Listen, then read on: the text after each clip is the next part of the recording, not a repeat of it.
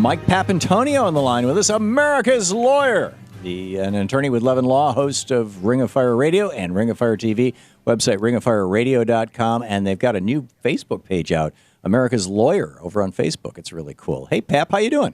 Tom, how are you? I'm great. So you're pretty cranked about these parasite corporations. Tell me about this.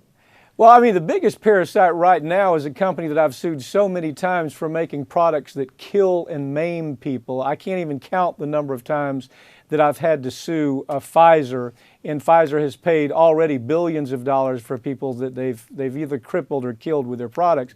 But now what they want to do is, look, they use our infrastructure, they use our police departments, they use our fire departments, they take their research directly from the National Institute of Health. We give them all that. We give them patent protection. We give them treaty protection. Our military's there when they need it. Our roads are there when they have to ship their product. Give them an educated workworkworkforce.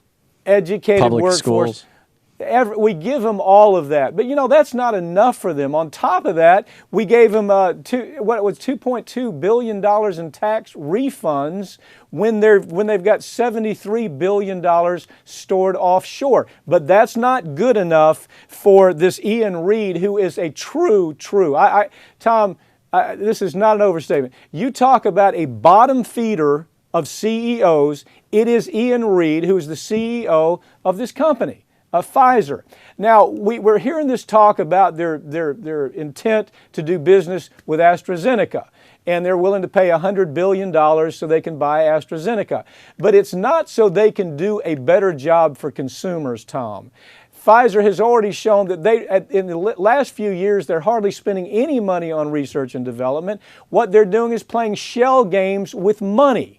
And what I mean is this: if they buy AstraZeneca, it's not about making better products for consumers. What it's about is they don't have to pay any taxes at all because of the way that the company's put together. They get to do business right there on 42nd Street in New York.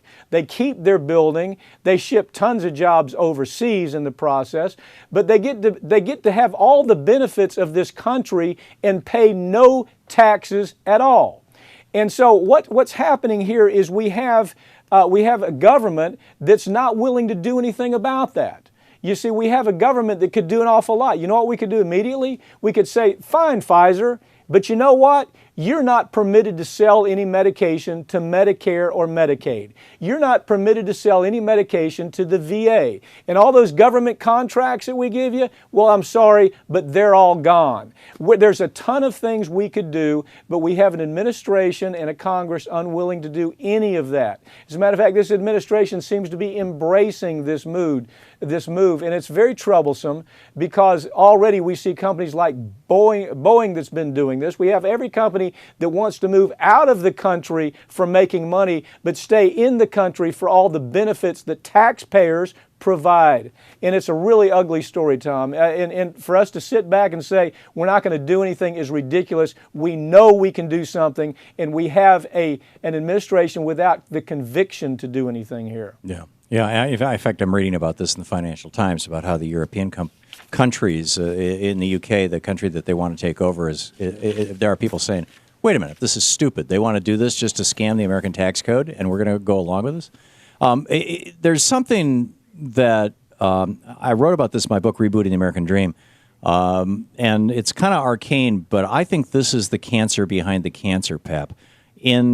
Prior to the Reagan administration, it was illegal. There were SEC rules against rewarding senior executives, major decision-making executives like CEOs with stock. They could only take paychecks. And the reason was so that there would be no incentive to manipulate the stock and things like that. And there was a big move by conservatives in the 60s, 70s, and then it culminated in the 80s with the Reagan administration to change those rules so that the CEOs could be compensated with stock in addition to their regular pay. Right. And when Reagan changed those rules, prior to that, the typical CEO, prior to 1980, the typical CEO in America had been at the same company for an average of 28 years. Correct. They had literally worked their way from the mailroom clerk up to CEO. In fact, that's how it happened with the guy who was the head of the GM. And and they typically made $1 million, $2 million, but at 30 times what their average workers made. But when they started and they were acting on behalf of 5 constituencies. They were acting on behalf of the customers. They were acting on behalf of the workers. They were acting on behalf of the institution of the company itself. They were acting on behalf of the communities in which the companies were located. And then finally, and least actually, they were acting on behalf of the stockholders.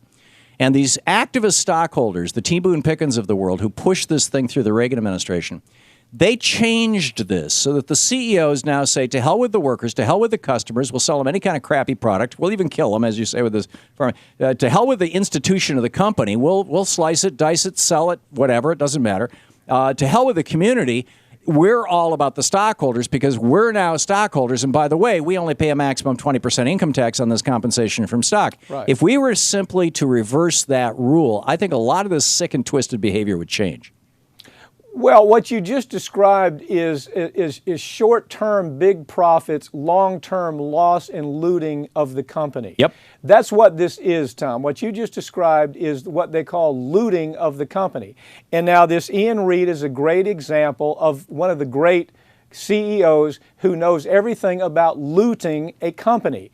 If you look at what Reed has done with Pfizer in the last few years, there hasn't been research and development. That's why they're making products that are killing people. Right. Consumers are always at risk anytime you buy a Pfizer product. I got to tell you that. If that product hasn't been on the market for 10 years, stay away from it because of this concept that you're describing called short, big profit, long-term looting. That's what this is about. Because his only interest is the stock, because that's how he's paid.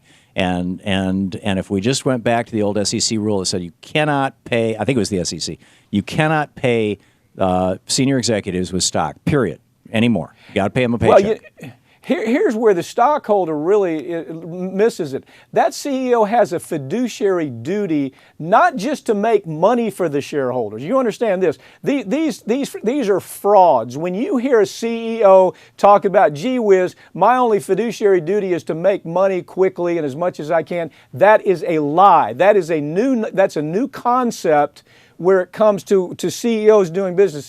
It's called the shareholder value ideology. It is bunk. Right. Because what you're saying is the shareholder ideology by a guy like Ian Reed means let me make as much as I can in 5 years, and then what's ever left as a company, let the next guy worry about that. Yep. And every time we see this, the stock starts dropping for the company, and the same thing is going to happen with Ian Reed. Yeah, and this all started in the 80s with the Reagan administration, with all these takeovers and acquisitions and looting of companies and Chainsaw Al Dunlop and all that stuff, and it all happened because of that rule change. So anyhow, my own personal wonky little bugaboo is that is one of the things that has, sort of like corporate personhood. There are these things that are like the cancer underneath that most people don't even know about. And I think that's a big one. But anyway, what else? I think it's a good point. It's a great analysis. I had not thought about that being the heart of the problem. But as you spoke those words, it is clear that is one of the problems. Yeah, I mean, I need not go on about it. So what? Also, the U.S. Chamber is going after Dems in AG races, state AG races. Tom, 2 years ago, you and I were doing stories about how the new focus is on the AGs and on the judges. Chamber of Commerce is putting millions of dollars into this. They want to buy all the AGs so they can't be held accountable for their crimes. Because these guys are the chief law enforcement officers. Exactly. Amazing. Exactly. Mike Papantonio, America's lawyer. You've always got your finger on the pulse of what's going on, Pap. Thanks so much. Great having you with us. Thank you, Tom.